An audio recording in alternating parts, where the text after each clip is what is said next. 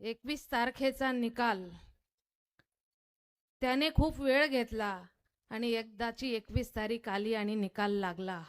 तो एक सुटकेचा श्वास आमच्या सोबत सगळ्या जनतेने घेतला.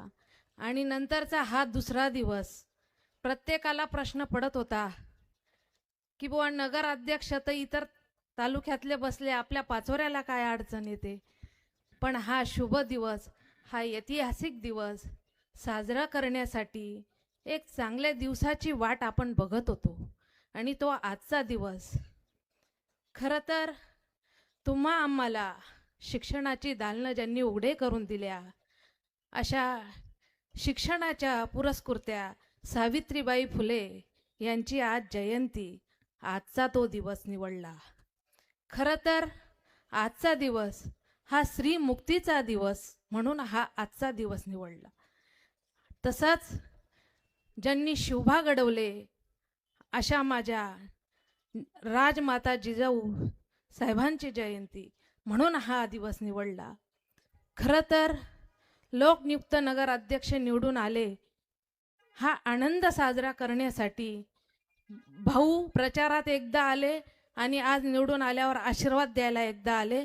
म्हणून आजच्या ह्या मंचावर उपस्थित असलेले आपल्या जिल्ह्याचे आदरणीय पाणी पुरवठा मंत्री तसे जिल्ह्याचे मंत्री भाऊ आदरणीय बडगाव पाचोऱ्याचे लाडके आमदार अप्पासाहेब, जिल्हा प्रमुख रावसाहेबजी जिभू, मार्केट कमिटीचे सभापती गणेश बापू, तसेच नवनिर्वाचित किशोरजी बारवकर, त्यांना नवीनच पद बहार झाला, उपनगराध्यक्ष म्हणून त्यांची निवड झाली.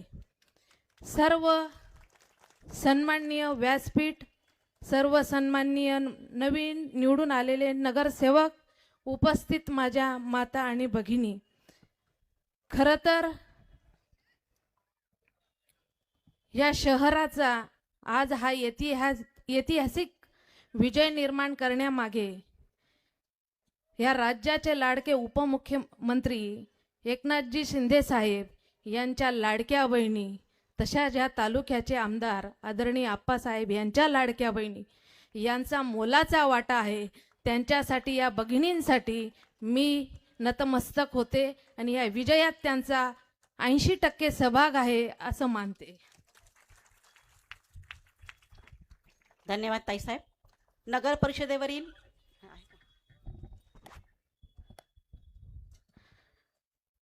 खरं तर ह्या जनतेने या तालुक्याचे आमदार आदरणीय आप्पासाहेब यांच्या नेतृत्वावर, यांच्या कर्तृत्वावर, यांच्या विकास करण्याच्या पद्धतीवर विश्वास ठेवून ही एक हाती सत्ता दिली.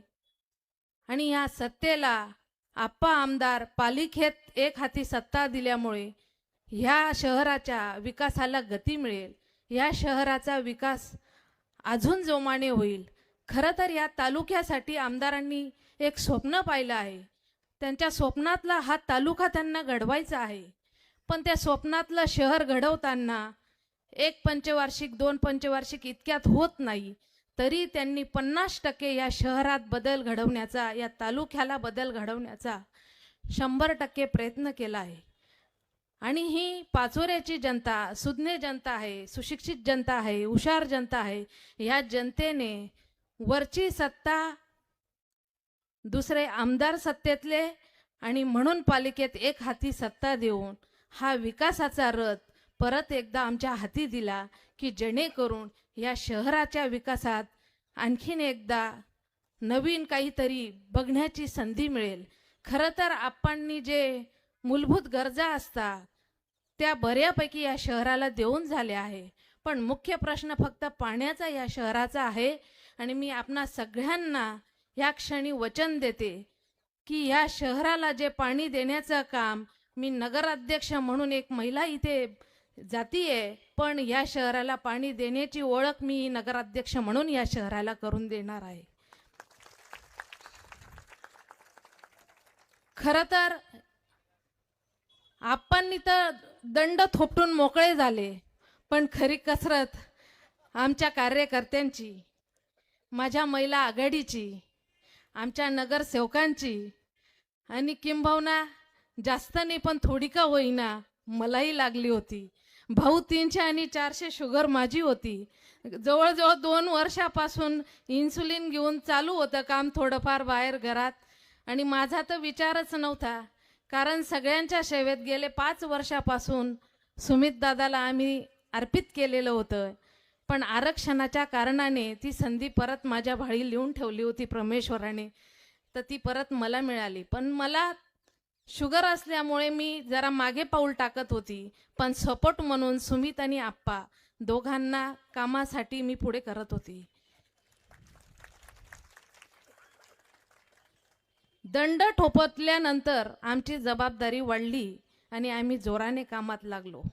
जोराने कामाला लागल्यानंतर काय फजिती झाली असेल आमची आम्हालाच माहिती.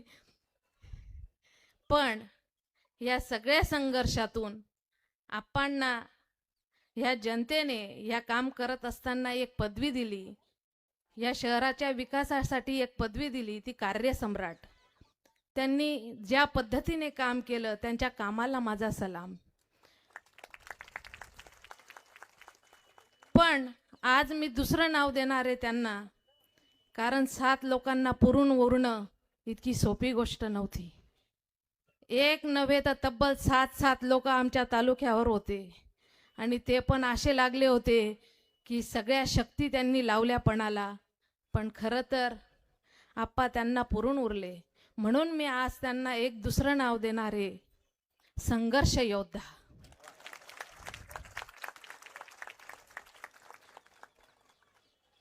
खरं तर गेली 25 वर्षापासून ही जनता आमच्यावर प्रेम करते आहे आणि आम्ही त्या प्रेमाला उत्तर म्हणून 15-15 तास 18-18 तास आप्पा काम करता. आमच्या अनेक कंप्लेंट असता, पण जेव्हा तुमच्याकडे बघावं, तुम्ही केलेलं भरपूर प्रेम बघावं, तेव्हा असं वाटतं की आप्पा ज्या प्रवाहाकडे पळताय तो प्रवाह इतका सोपा नाही. या जनतेचं प्रेम, या जनतेचा आशीर्वाद हा आम्हाला वारंवार आणखीन पळायला भाग पाडतो आणि आप्पा तुमच्याकडे आपोआप खेचले जाता आणि परत ते जोमाने काम या शहरासाठी करतात.